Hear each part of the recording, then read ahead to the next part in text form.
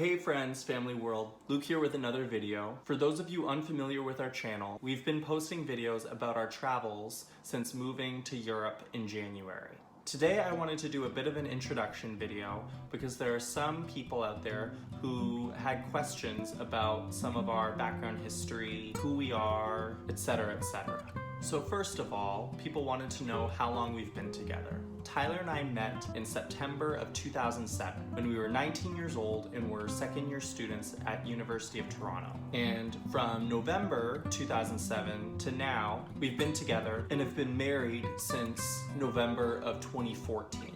Another question we get a lot is how did we meet? We met at an LGBTQ meetup event at our university. They called it Queer Orientation and it was specifically for University of Toronto students who are hoping to meet other queer people. Next question is, what do we do for work? I'm a speech-language pathologist, or as it's referred to here, a speech-language therapist, and Tyler is a physio or physical therapist. Where else have we lived? So this is a bit of an involved answer because we've lived a lot of places. But just for background, both of us were born in Toronto, Ontario, Canada, and Tyler stayed in Toronto throughout all of his childhood. Me, on the other hand, I moved to the US when I was 2 years old, first in Delaware from ages 2 to 6, and then in the state of New Jersey from the age of 6 to 18 years old. After high school, we both went to University of Toronto, like I said, where we met, and started dating from there. After university though, we went to different grad schools, where I went to Northwestern University in Chicago, and Tyler went to Queen's University in Kingston, Ontario, and so had to do a period of long distance. We unfortunately had to do 4 years of long distance, where I lived for a brief stint in Providence, Rhode Island, and for a bit back in New Jersey, before we finally reunited and found work together in the small town of Brockville, Ontario. After a few years of working in Brockville, we decided that we wanted to live more nomadic lifestyles and align our love of travel with our work. So we did what was called travel therapy, where we worked as speech-language pathologist and physical therapist for short-term contracts in different parts of the United States. We would have done it in Canada, but Canada doesn't really offer this as a career option, so we decided that we would do the US. And in the US, we lived in lots of really wonderful places, including Colorado, both eastern Colorado and the Colorado Springs area, as well as the western slope, and pretty much the only major town in that part of Colorado, which is Grand Junction. Then we moved on to Maui, Hawaii, and then Seattle, and then finally back to New Jersey to save up some money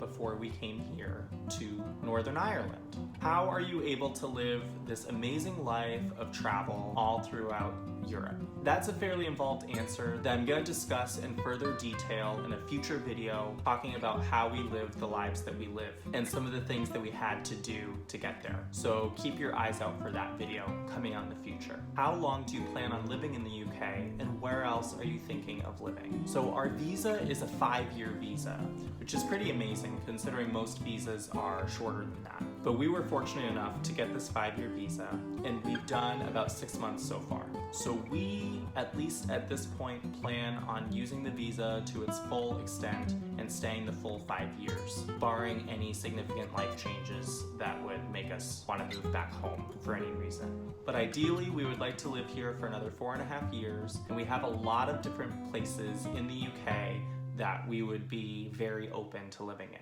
Top of our list being Scotland, partly because it's harder to get locum positions. So if one were to ever come up, especially for both of us, then we would likely jump on that. Doesn't really matter where in Scotland, we just really want to live in Scotland at some point. Other areas that we're interested in are pretty much anywhere in Wales because of some of the untouched scenery that we've heard about. Gibraltar because of the milder weather and proximity to a lot of places like Morocco and Spain that we would be interested in exploring more. The islands of Jersey or Guernsey to live some of the smaller town island life, as well as its proximity to France, and then various parts of England that we would be open to. Maybe London, although we find it very expensive and that we're happy enough visiting it regularly and not necessarily living there, but there are a lot of job opportunities there, so we'll see. Other places in England that we've considered are the Chester or Manchester area, Brighton, Cornwall, up north in the Lakes District. So yeah, lots of different places to consider. And there may be a couple surprises along the way. A lot of it depends on what opportunities are available to us, and we're fairly open-minded and not rigid and set too much on particular areas. What filming equipment do you use, and how do you edit your videos? So our filming equipment is actually very simple. We film with an iPhone 8. For some of our exterior shots, we use a stabilizer, which makes videos less shaky and look a bit more cinematic, and that product is called the FlowMotion Pro. And then for editing, we use iMovie. We are considering investing in a more comprehensive editing program, so if you guys have any recommendations or think we should go for it, by all means, let us know in the comments down below.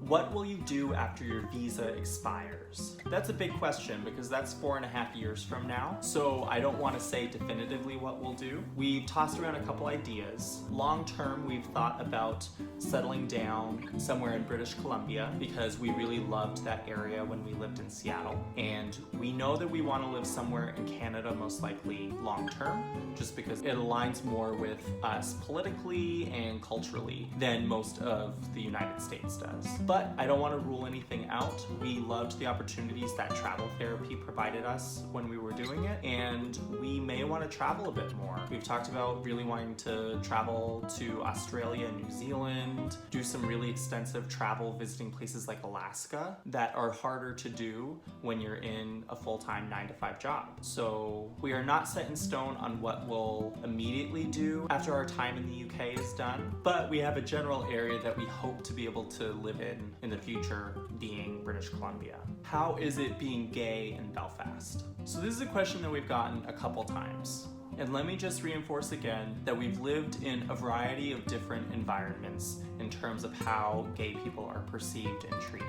We've lived in major metropolitan cities such as Toronto. I've lived in Chicago. So we have an idea of what it's like to live in a big city with a really thriving gay scene. But we have lived in smaller, more rural environments too, where maybe you're more likely to encounter people who are a bit more ignorant about LGBTQ issues, such as small town Ontario and some of the communities that we lived in Colorado. I would say that Belfast is somewhere in the middle. Northern Ireland is probably known as being the least progressive of the 4 countries of the UK, as well as even compared to the Republic of Ireland, in that it tends to be a bit more socially conservative. For instance, it's the only country in the United Kingdom where gay marriage is not legal. But I'll also say that I've never once had a negative interaction being here in Belfast or anywhere in Northern Ireland for that matter. So all in all, I'm not going to say that Belfast has a huge gay scene to be spoken of,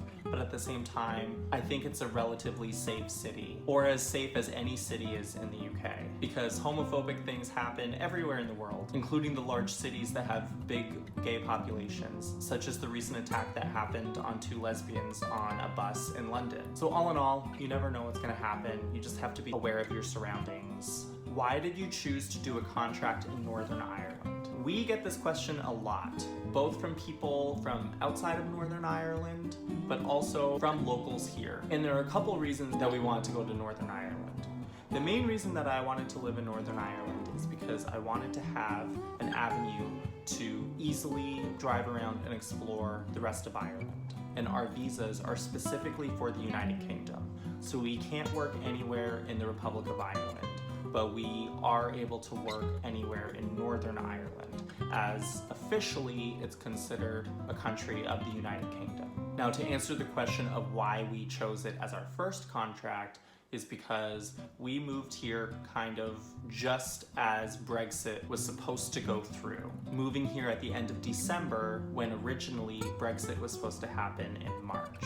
Now at the time, there was a lot of discussion about an Irish border and tensions increasing, and I wanted to have the experience of living in Northern Ireland before things got too bad. Fortunately in our case, mostly because of what a mess Brexit has become and it still hasn't been implemented, we haven't had any issues living in Northern Ireland, but that was our general reasoning for wanting to live here earlier on in our visa rather than later on where we didn't know what the situation would be.